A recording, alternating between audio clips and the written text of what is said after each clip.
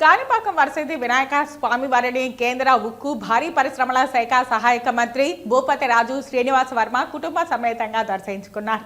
ఈ సందర్భంగా కేంద్ర ఉక్కు భారీ పరిశ్రమల శాఖ సహాయక మంత్రి భూపతి రాజా శ్రీనివాస వర్మ మాట్లాడుతూ ఎస్సీ వర్గీకరణ విషయంలో సుప్రీంకోర్టు తీర్పు ప్రతులు బయటకు రావాల్సి ఉందని పేర్కొన్నారు.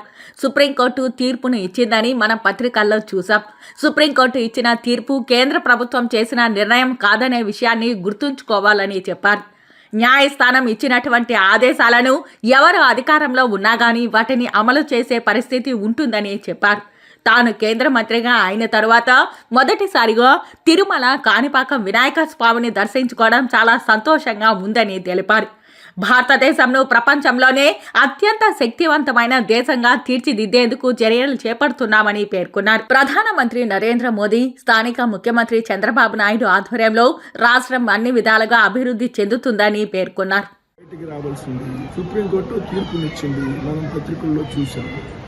ఏదైతే సుప్రీంకోర్టు ఇచ్చినటువంటి తీర్పు ఏదైతే ఉందో అది కేంద్ర ప్రభుత్వం చేసినటువంటి నిర్ణయం కాదు.